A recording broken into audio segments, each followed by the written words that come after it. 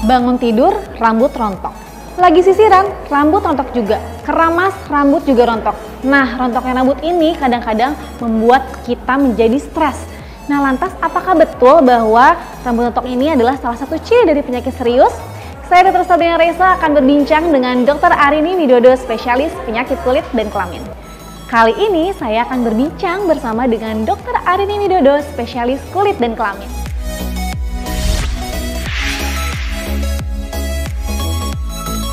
Nah, kan banyak masyarakat yang menganggap rontok rambut ini tuh hal yang wajar kan, Dok?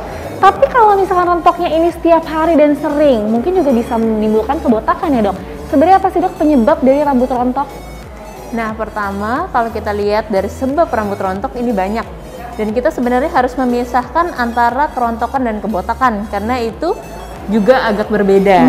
Nah, pertama misalnya faktornya bisa karena faktor herediter atau keturunan. Nah, misalnya ini pada androgenetic alopecia. Jadi kita bisa lihat seperti kalau pada laki-laki si batas rambutnya ke belakang, terus suka kadang-kadang ada botak di bagian ubun-ubun. Betul. Nah, ini juga disebabkan oleh herediter dan sangat dipengaruhi oleh hormonal. Tetapi juga banyak kerontokan yang tipe lain.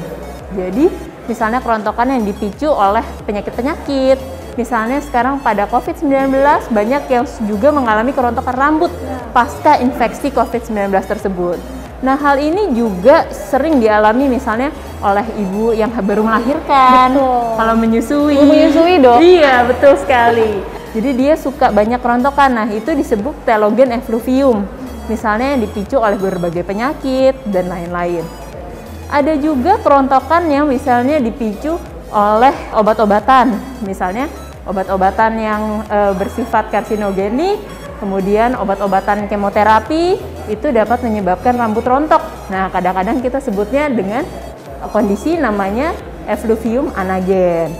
Kemudian banyak sekali hal yang menyebabkan rambut rontok. Misalnya kita stres, kemudian ada berbagai kurang nutrisi, misalnya kita diet terlalu ketat, itu kita dapat menyebabkan kita kurang kalori, kurang protein, kurang mikronutrien, misalnya vitamin-vitamin seperti selenium, besi, zinc. Nah, kekurangan ini semua juga dapat menyebabkan kerontokan rambut. Jadi penyebabnya banyak ya ternyata ya, Dok ya. Kalau misalkan kayak saya, Dok, pakai hijab nih. Nah, ini ada nggak faktor bikin rambut rontok juga? Betul, itu juga salah satu faktor yang kadang-kadang suka membuat rambut rontok. Nah, kadang-kadang kalau orang berhijab itu kadang-kadang kita suka ikat. Nah, betul. Ikatan yang terlalu kuat atau misalnya bahan hijab yang misalnya dilibatkan terlalu kuat, ini juga berpotensi membuat rambut menjadi rontok. Pada dasarnya, hairstyling juga dapat beresiko membuat rambut rontok. Jadi bukan cuma pakai hijab, tetapi misalnya kalau kita sering catok, kita sering hair dryer, dan cara penanganan rambut yang salah itu juga dapat menyebabkan rambut rontok. Disebut sebagai rambut rontok yang tidak normal itu bagaimana, Dok? Nah, rambut itu masih kita katakan rontoknya itu normal kalau di bawah 100 helai per hari. Di luar dari itu atau lebih dari itu, kita sebut bahwa rambut rontok ini ada mengalami masalah di kepalanya. Biasanya ibu-ibu pasca melahirkan atau menyusui, biasanya rambut rontoknya lebih tuh dari 100 helai per hari. Nah, salah satu cara kita mengetahuinya lebih dari 100 helai atau tidak, sebenarnya kita lakukan yang namanya hair count test. Jadi kita hitung. Jadi kita biasanya kumpulkan rambut yang rontok dalam 24 jam, kemudian kita kumpulkan misalnya di dalam amplop, kemudian kita hitung. Apabila dia lebih dari 100, baru kita mungkin dapat melakukan intervensi atau terapi. Walaupun rontoknya satu kali, tapi lebih dari 100 helai itu sudah disebut tidak normal atau ada jangka waktunya, Dok? Sebenarnya jangka waktu rambut rontok ini juga berbeda-beda. Jadi misalnya ada kerontokan rambut yang kita sebut akut dan ada yang kita sebut kronik. Nah, kalau akut ini biasanya jangka waktunya kurang dari 6 bulan. Tetapi kerontokan yang kronik, misalnya telogen effluvium yang kronik, ini jangka waktunya lebih dari 6 bulan. Kalau gejala dari rambut rontok itu sendiri bagaimana, Dok? Nah, pada dasarnya tadi perlu kita ketahui bahwa yang namanya kerontokan atau kebotakan rambut ini jenisnya banyak. Dan kadang-kadang mereka memiliki ciri yang berbeda-beda. Misalnya pada androgenetic alopecia, kebotakan pada pria, kita bisa lihat bahwa ciri-cirinya biasanya kebotakan dimulai dari depan, di bagian vertex depan, kemudian di bagian belakang. kepalanya, misalnya di bagian ubun-ubunnya semakin melebar. Apabila androgenetic alopecia ini terjadi pada wanita, ciri-cirinya adalah belahan rambut wanita ini terlihat makin lebar. Kemudian kalau misalnya tadi kerontokan yang kita bilang gara-gara COVID, gara-gara menyusui, itu sebenarnya kita namakan telogen effluvium dan dia sebenarnya diffus. Jadi kerontokannya diffus, jadi kita cuma bisa lihat bahwa rambutnya secara general menipis. Ada juga kerontokan yang misalnya atau kebotakan yang sering ditemukan pada anak-anak, misalnya alopecia areata. Nah, gejalanya pitak biasanya. Dan secara general bisa kita lihat misalnya waktu kita menyisir, ada banyak sisa rambut disisir, kemudian waktu mandi, jumlah rambut yang rontok lebih dari normal, yaitu 100 helai sehari. Katanya nih usia 40 tahun ke atas itu akan lebih rentan mengalami rambut rontok. Nah, ini juga tergantung masalahnya. Tadi kalau kita bilang bahwa kebotakan yang namanya alopecia areata, dia sebenarnya lebih banyak pada anak-anak. Tetapi secara general, kerontokan dan kebotakan prevalensinya lebih tinggi pada tentunya usia yang lebih lanjut. Jadi kita lihat juga keparahannya biasanya lebih parah. Terus biasanya faktor pemicu kalau kita semakin tambah usia semakin banyak. Misalnya kita tadi tahu bahwa namanya kerontokan dan kebotakan itu juga dipicu oleh penyakit, juga dipicu oleh obat-obatan. Tentunya prevalensi penggunaan obat dan prevalensi penyakit-penyakit sistemik yang dapat memicu kerontokan ini akan semakin bertambah seiring bertambahnya usia. Banyak yang mengeluh bahwa ini rambut rontok pada anak muda ini karena salah shampoo. Nah, ini gimana, Dok? Betul atau tidak, Dok? Nah, betul sekali bahwa sebenarnya cara perawatan rambut yang salah juga berpotensi merusak rambut. Salah satunya apabila kita menggunakan shampoo dan shampoo yang kita gunakan juga membuat rambut terlalu kering.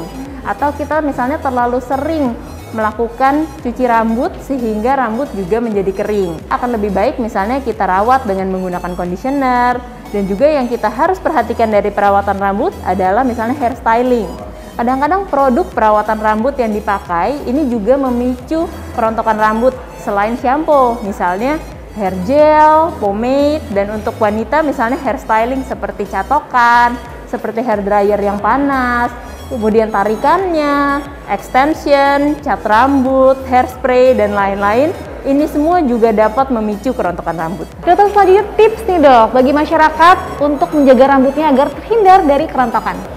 Nah, pada dasarnya kerontokan rambut tadi kita udah kenali kerontokan dan kebotakan rambut tipenya bermacam-macam. Oleh karena itu, sebaiknya untuk penanganan yang lebih spesifik, kita konsultasi dulu ke dokter untuk mengetahui tipe kerontokan dan kebotakan yang kita alami. Akan tetapi, secara general, kita juga bisa dapat merawat rambut kita untuk mencegah kerontokan dini.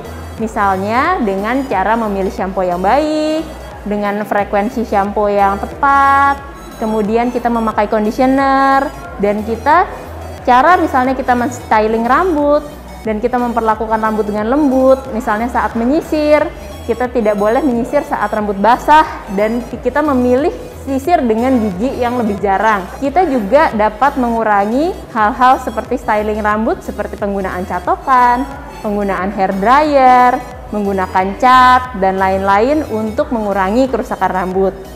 Di luar dari itu, apabila kita mau menggunakan hair dryer, gunakan hair dryer dengan setting panas yang terendah. Tapi apabila bisa, biasanya kita lebih baik untuk mengeringkan rambut dengan angin saja.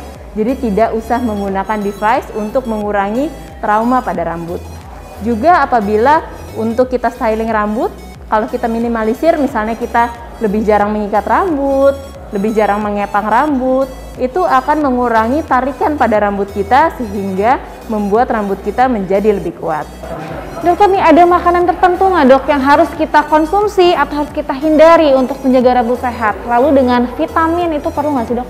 Pada dasarnya, makanan yang harus kita konsumsi untuk mencapai rambut yang sehat adalah makanan yang 4 sehat 5 sempurna. Jadi kita harus pastikan kebutuhan gizi dan kebutuhan kalori kita semua tercukupi.